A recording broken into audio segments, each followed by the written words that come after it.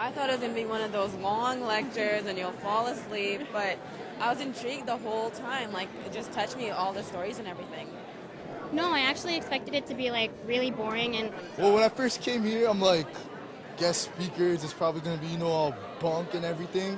But it was much more, I don't know, to our levels. I thought it'd be really boring, but... I thought it was really good. It changed my way of thinking. I expected some lady to kind of just talk to us about how sex is bad and gross and dirty and everything like that. But they were really honest. I didn't expect people to be that open with people they'd never met in their life. And I guess the honesty made you believe it more. Honestly, I thought it was going to be boring and not too much action. So I thought I knew it all, but it turns out that there's always so much more you can learn. It was awesome.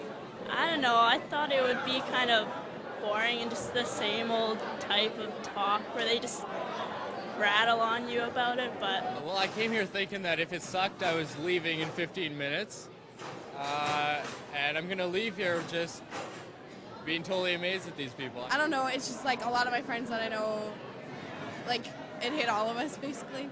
And I just want to thank them for doing such a good talk, because it touched me so much, and I can't even express how much my life is going to turn around after this.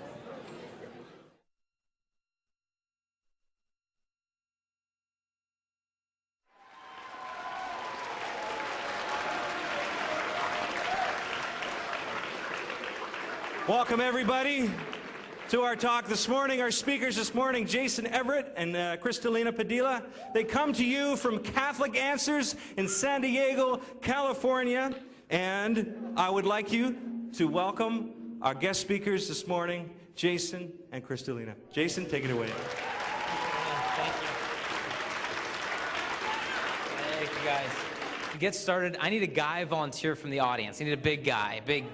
Okay, you're pretty big. Okay, come on down. Yeah, that'll work. Come on down. Give him a hand. Come on up here. There you go.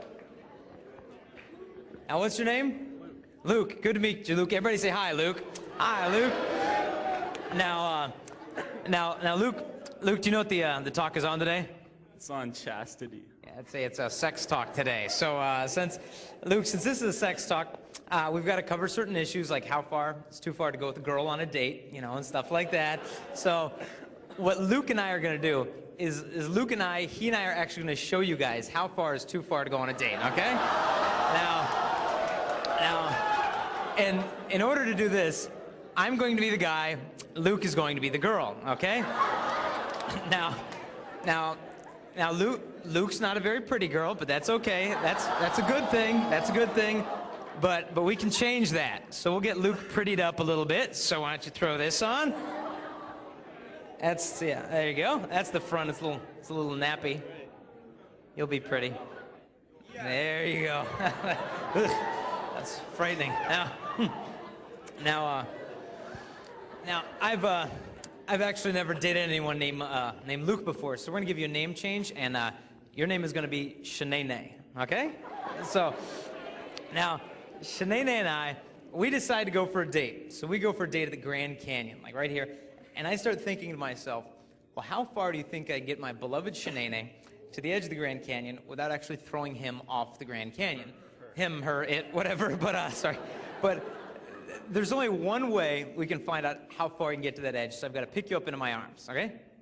All right, so hold on to this. Hold on to me. Now hold on tight.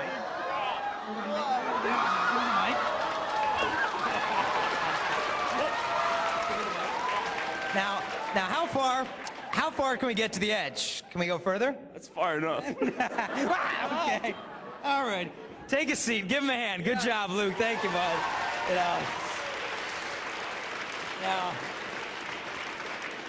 Good man. Now, what's the point of that whole deal?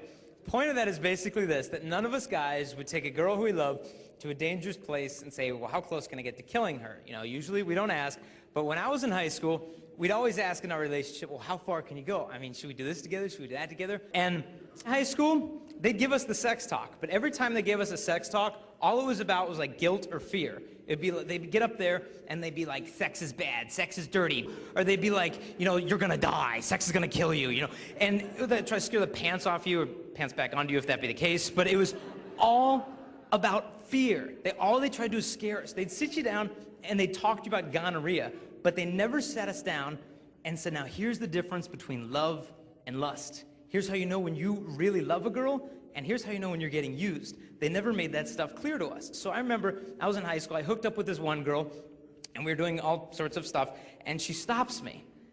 And she's like, Jason, you're not gonna leave me like the other guys, are you? And I was like, no. And she's like, oh, you're so sweet. And I was like, okay, all right, anyway, and whatever. And we did different things, then we came up to that line, and I had to ask myself, okay, should I lose my virginity to this girl? And I thought, well, do I love her? And I thought, well, I've known her for 3 days. And I'm like, this is love. And I could hear in the back of my heart this voice that just said, Jason, this gift is not for her. That gift is for your bride. Please wait for her. And we cooled things down. We went our separate ways. I hooked up with another girl, came right up to that line, and then the same voice, Jason, this gift is not for her. That gift is for my bride. Please wait for her. And we cooled things off, and so to this day, I'm still a virgin, and I'm as happy as can be. And most people think that by the time you get in your 20s, like I'm gonna die of virginity or something. I'm gonna start having like virginity conniption fits or something. Like I'll start foaming at the mouth from virginity, and I'll explode and die here. Luke will be like, whoa, what happened to the sex guy? And you're like, oh, you didn't hear? He was a virgin. That'll kill you. Forget about it. The virginity's not lethal. I was at the airport the other day, and I saw this magazine. I had to pick it up here. It's called Complete Woman Magazine, all right? Just a splendid periodical. Oh, subscriber, okay. And so this guy's in here. They're talking about sex. And this guy says, quote, he said, sex is extremely important to me. When I'm in a relationship, it's essential. In fact, a year ago, I felt compelled to break up with a woman I really loved because we didn't have sex enough. The lack of sex nearly killed me. So apparently he's rushed to the hospital for lack of sex or something. But this is what we're basically told, that if you're not having sex, something's wrong with you. Maybe you're dropped on your head as a baby or something. But then they say, but if you have had sex, it's too late for you anyway. We hear this constantly. And I know some of you are virgins, and I know some of you are not virgins. And frankly, I don't care what happened last weekend, last month.